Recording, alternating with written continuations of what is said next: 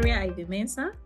I'm a senior research fellow at the Department of Bacteriology, Noguchi Memorial Institute for Medical Research, which is a semi-autonomous institute within the University of Ghana. And my research interest basically is in bacteriology. So I kind of research into bacterial diseases of public health importance. And currently, I'm also a co-lead in a research consortium known as Africa One, and I'm leading the thematic research area on neglected tropical diseases. So Africa One is also basically a consortium that is focused on training masters, PhD, and postdocs in applying the One Health concept in doing research.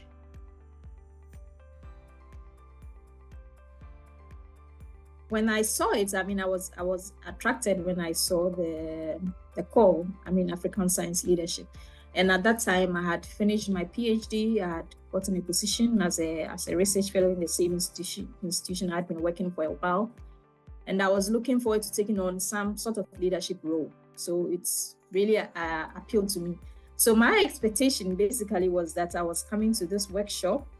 The usual thing, you have facilitators, PowerPoint slides, they teach you, they give you some assignments, you do presentations, and then you come out of it and you have some slides on leadership that you are going to use to, change your life. So that was my expectation. So I think our year, this was around COVID. So we had our first few workshops online. And day one, I realized, this was basically something unique from any other workshop I had attended. The approach was to get you to reflect and find the leader within you. It was not like somebody was going to give you some slides to, memorize some steps to follow, but they used a very unique way, different tasks and activities to get you to reflect and introduce you to the whole concept of collective leadership. And for me, this was something new, and I really liked the approach and what I learned from it.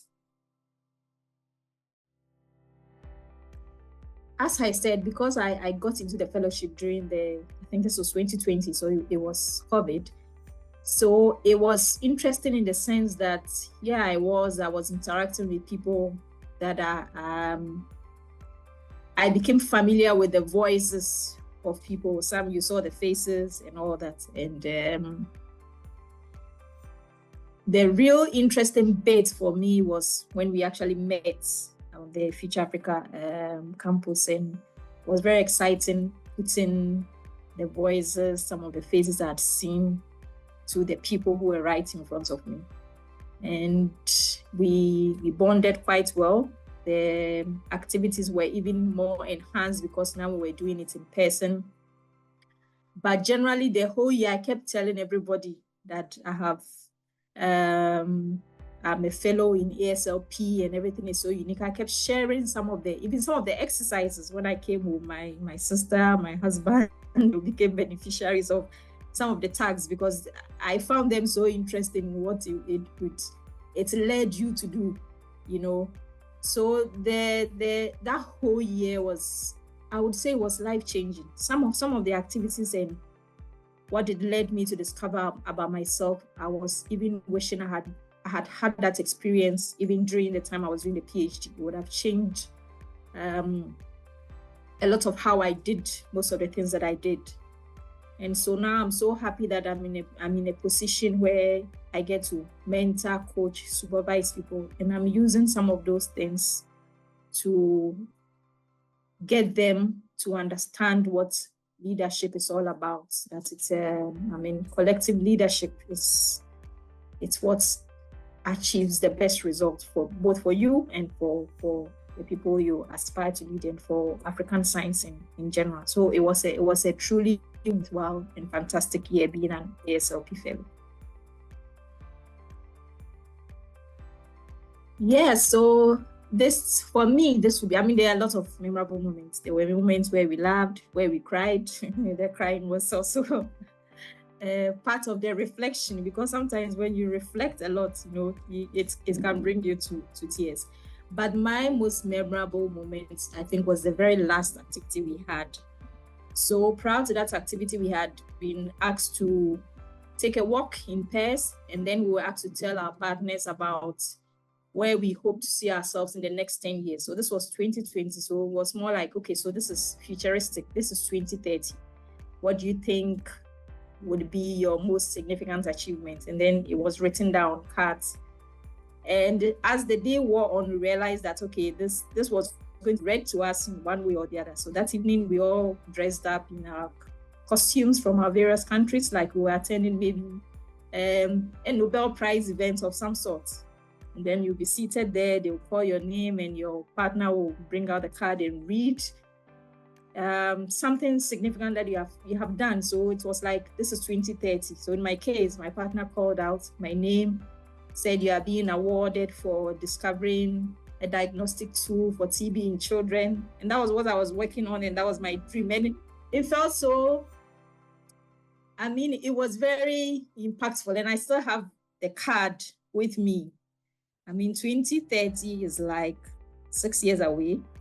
I don't know if that moment will become a reality, but every now and then I look at it to remind myself of what my dream was in 2020, and whether I'm still on that path or I've fallen along the way. I mean, I just loved that moment, seeing everybody dressed up and everybody hopeful for what they would be in 2030.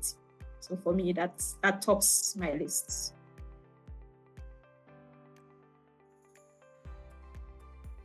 As I said, at the time I came to the workshop, I think I was the tail end of my postdoc.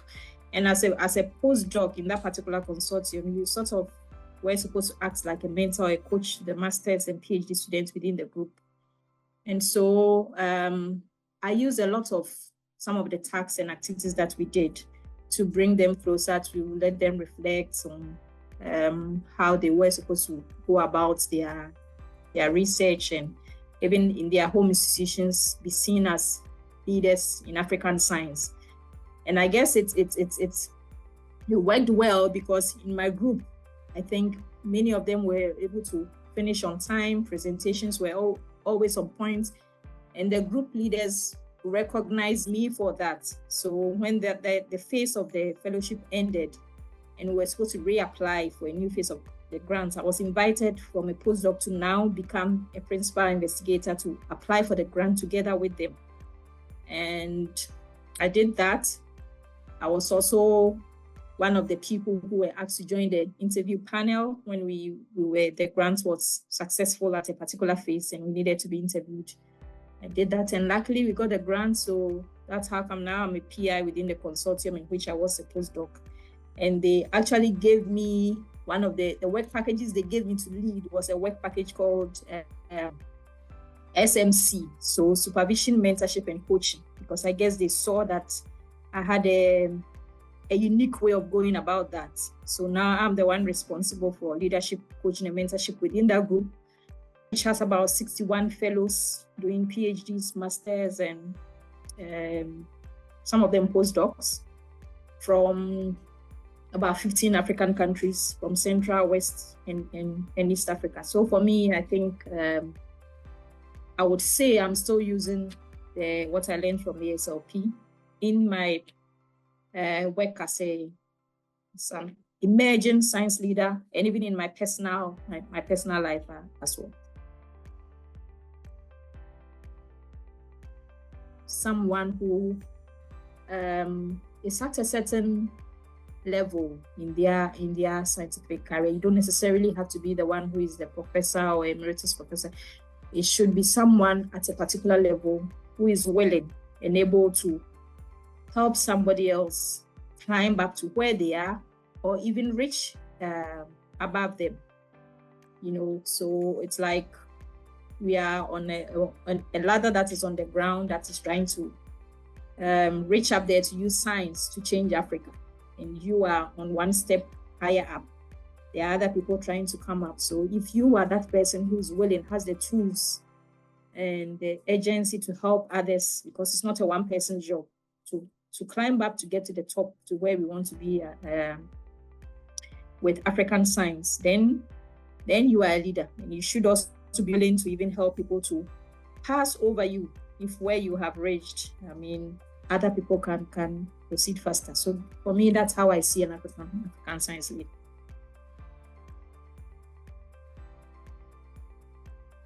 You know, in the world that we live in today, we are where we are because of science, but in other aspects, I feel because of social media and everybody having a voice to say whatever, sometimes it's difficult for the science to rise above all the noise. And we are having situations where people are, to some extent, questioning a lot of the scientific principles.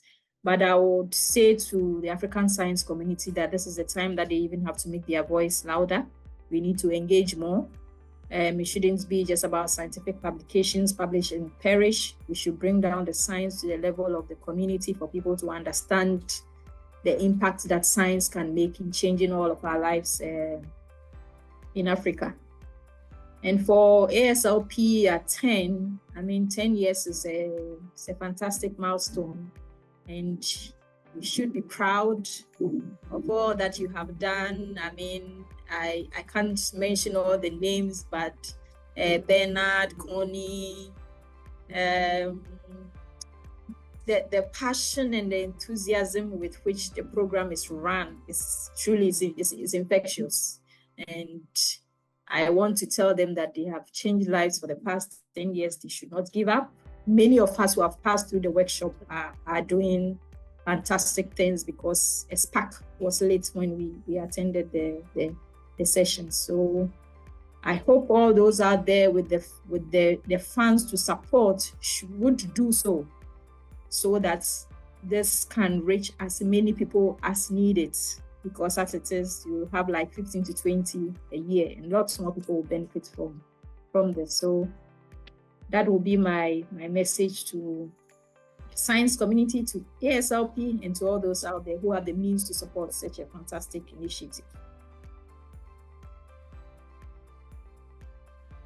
Life-changing with a hyphen to make it one word. That will be my one word to describe ASLP.